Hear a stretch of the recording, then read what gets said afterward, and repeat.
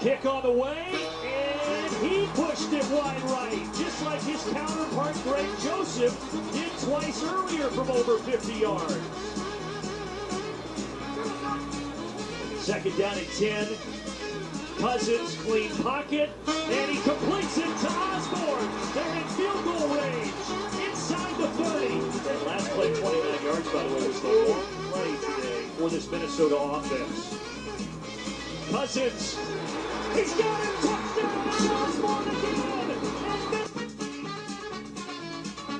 And this is the time to be aggressive. And you go brain dead. It's unacceptable.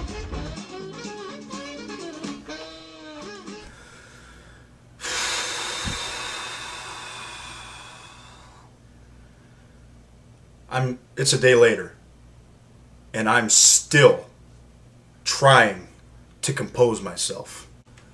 I did not realize that this team could still disappoint me after a game that I expected them to lose.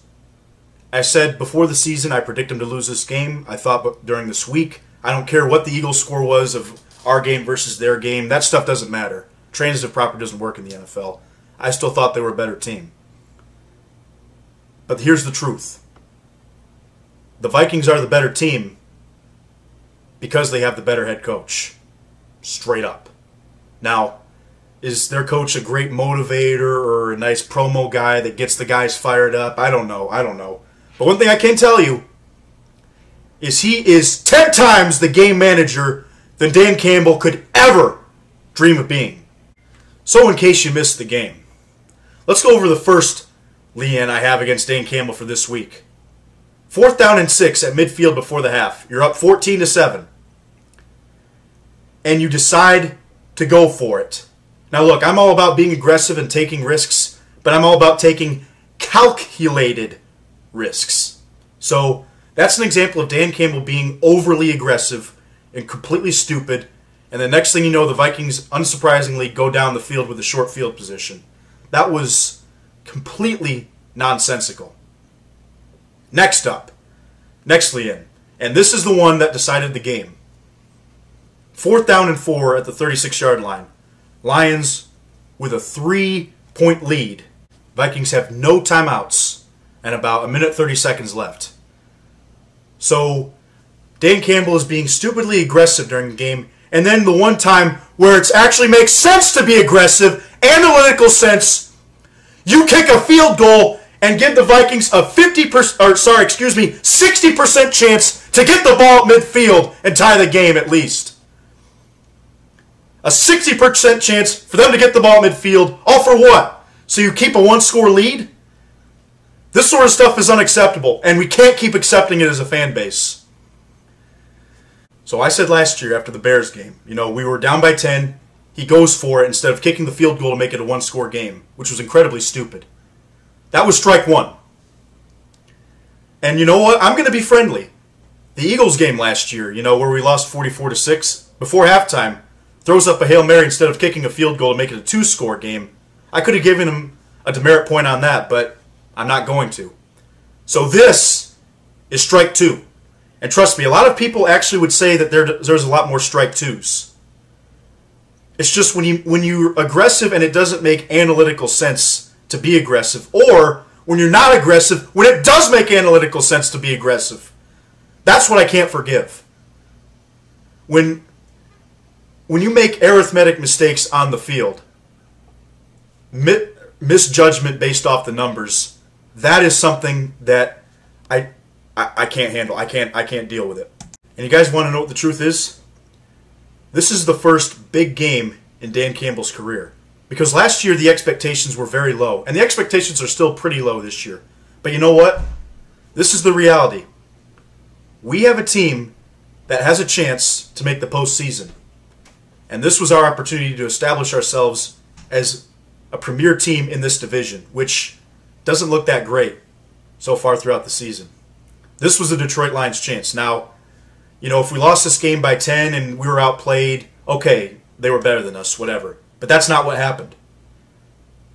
Instead, we have the perfect opportunity to grab our fists on this division, and Dan Campbell chokes it away. And the more I think about it, I can't let go of this thought. This is who Dan Campbell is.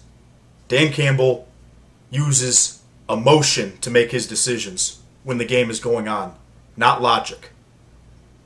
In fact, sometimes I don't even think Dan Campbell knows what philosophy to adhere to. Should I be aggressive? Should I listen to the analytics upstairs? He says he has guys telling him what statistically the best decision is.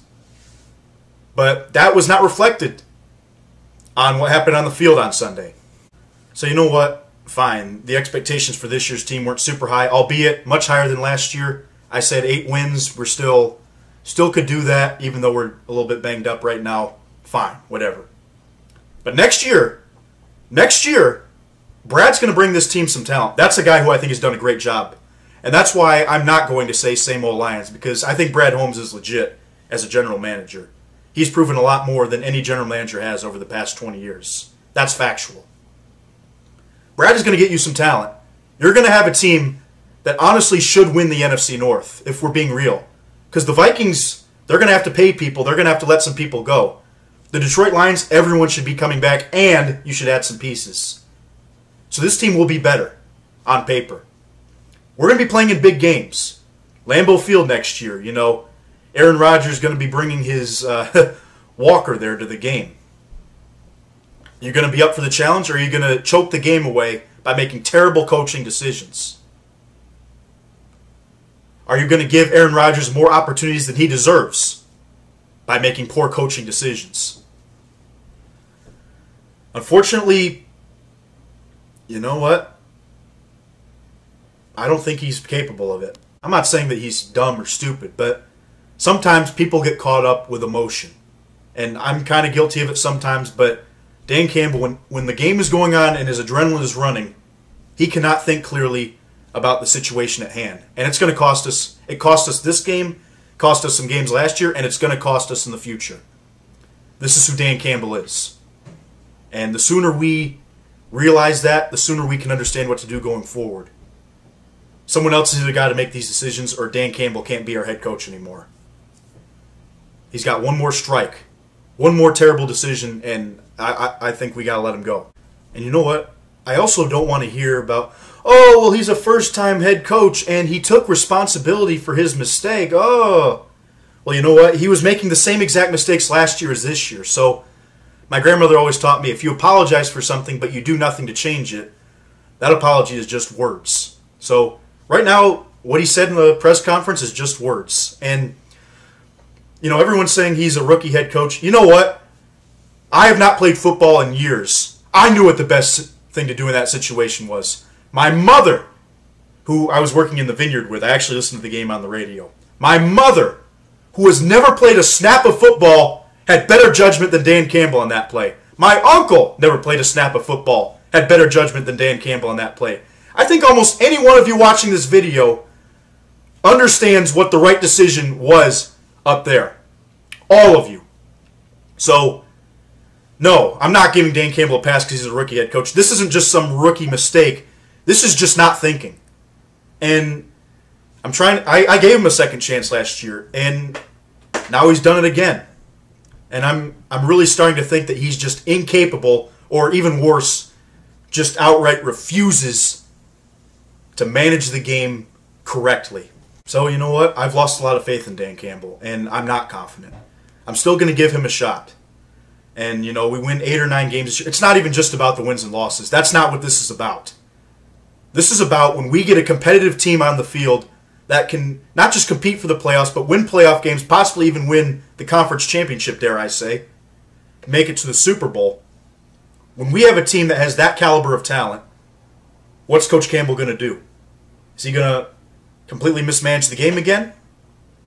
So that's just it. 2023, for me, is going to be a huge year for Dan Campbell. I think they're going to win 8 or 9 games, miss the postseason just barely, and we'll have a pretty darn good roster next year. Now the pressure's on. Welcome to big boy land.